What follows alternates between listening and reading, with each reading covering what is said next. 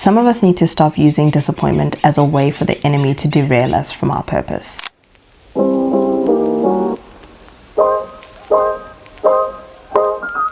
I started this channel as Becoming Sound. The thought process behind this was because I am a worship leader, I do sing. My name actually means the voice of God. So the whole idea behind it was that just becoming who God has called me to be and using my voice for his purposes. And I think along the journey I lost touch of what this was actually about, and I found disappointment. And disappointment is something that the enemy can use. It's something that we're all going to experience, but it's something that the enemy can use to derail you from actually staying in purpose. And I say this with all the love in my heart because I've been there.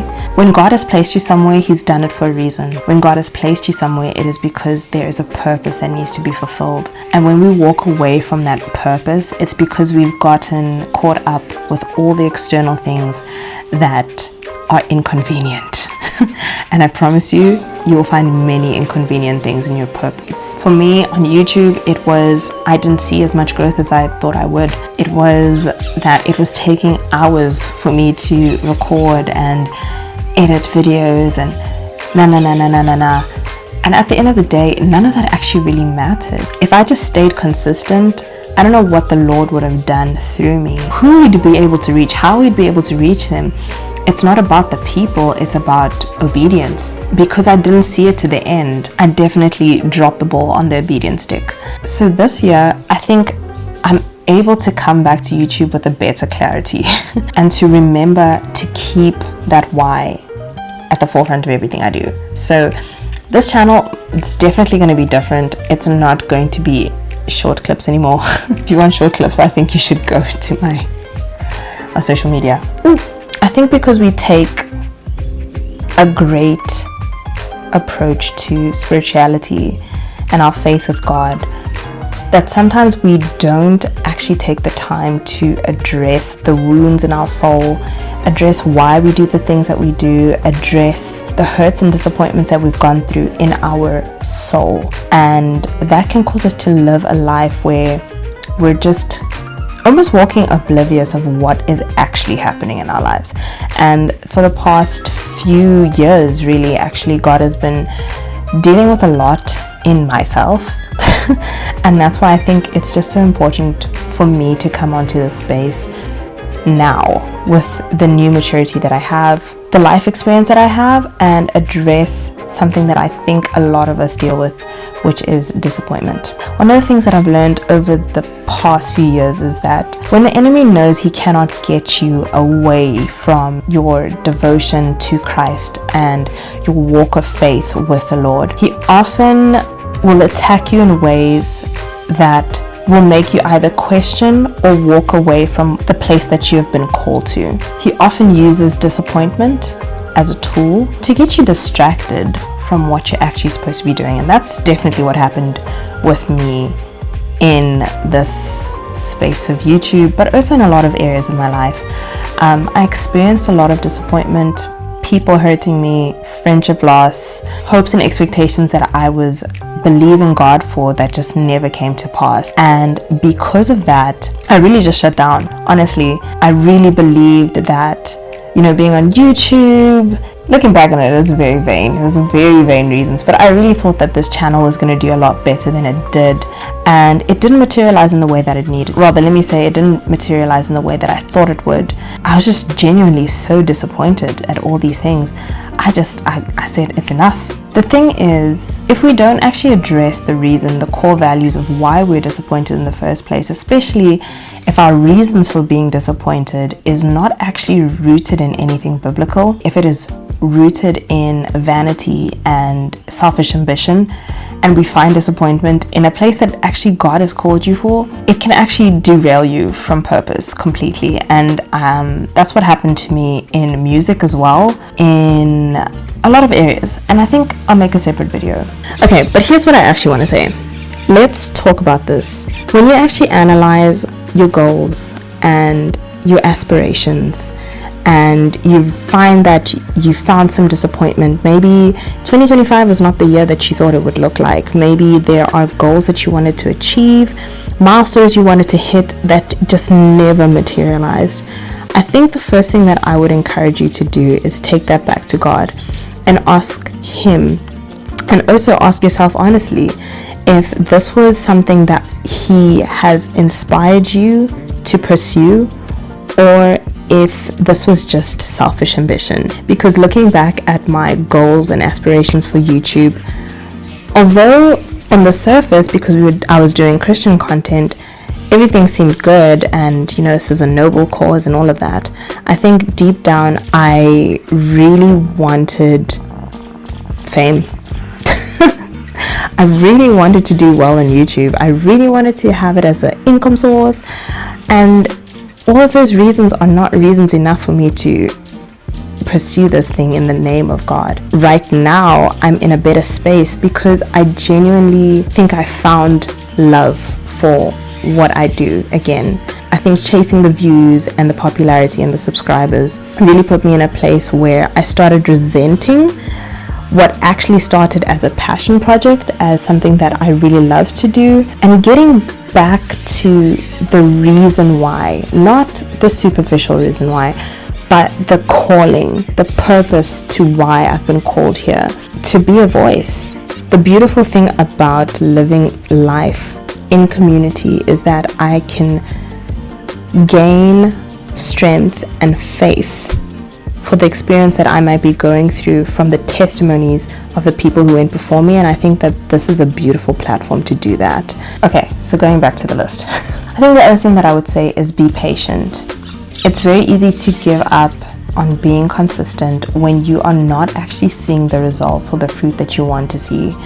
And if this is truly something that God has called you to do and you have not been seeing growth or expansion, I think if I had been a little bit more patient and stayed consistent and actually went to God with my concerns and the things that I was struggling with and doubting about, I think that I would have found strength to endure and continue to be consistent despite the things that were bothering me. Coming back, that is my resolve, that if things don't work out the way that I thought it would, God is still good. If I don't hit the milestones that I want to for this year, God is still good. As long as I'm following in obedience to Him, God is still good. He will make things work out in the way that He wants to do. And I want to almost kind of leave this as an encouragement. I think the past 8 years have been absolutely mad in a lot of ways. I think I'll make a series on it. But looking back on the past years currently, I truly can say that while you're going through the most, it's very hard to understand why these things are happening to you, especially if you've lived your life, very faithful and devoted. You can get to a point where you're like, Lord, why is this all happening to me? I do what you say all the time and nothing I'm doing is working.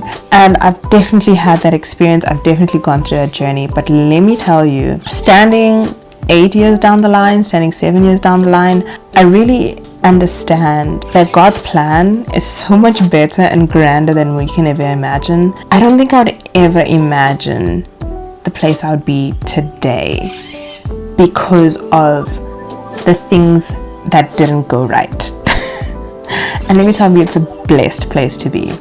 I am so blessed. The Lord has blessed me in so many ways. He's grown me in a lot of ways.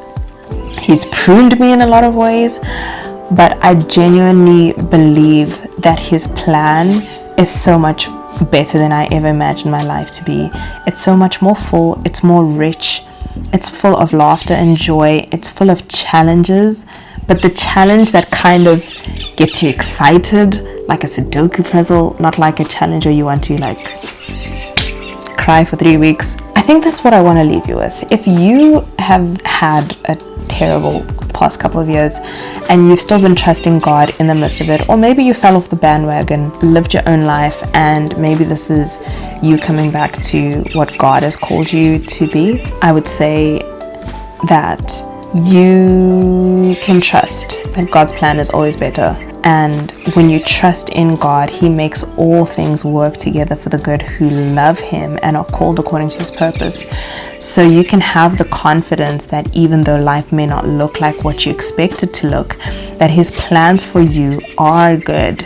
I think we always quote Jeremiah 29 verse 11, but I don't think we actually live it out. We don't live life like we know that God knows the plans that He has for us, to give us hope and a future. We don't live like that because we panic and we get distracted, and then we sulk or we throw tantrums or we completely abandon our faith. This is for the person who's starting 2026 not feeling the best, not feeling like they accomplished anything in life, that feels like their life is going nowhere and that God has forgotten about them. I want to tell you that He's never forgotten about you. He's always there. And that even though everything may not look certain,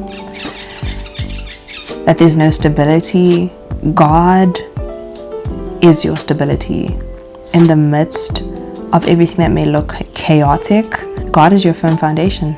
And if you can stay firmly planted in the storms, in the trials, and stay patient and stay faithful and endure and persevere, you will see the goodness of God. Not only in the promised land or in the place that God has called you to, and you're finally at the place that, the place of promise, the place of expectation, the place that you've been preparing for, but also you'll find the goodness of God throughout the days that you were struggling and you were confused and you were frustrated. You will see the thread of God just weaving your story together, and that every moment, every pit stop, every journey, every hardship, every challenge was building you to become the person you needed to be to steward what He has promised you to steward. So if you are new here and you want to join the journey of whatever this channel is becoming, because truly I don't even think I know where we're going with this, but I do know one thing: it is going to be honest, it is going to be real, and it is going to be a place where we can grow together. It's going to be full of testimony and a lot of life lessons that I've had to learn the way. So if you're down for that, I feel so awkward, guys. I've never liked subscribe, join my channel, but here we are. If this is something that interests you, yeah, do the things that you're supposed to do on YouTube, because I can't say it out loud because it feels cringy. Okay, until next time, bye. Do you want to see Roxy? Hi, Roxy. Roxy's a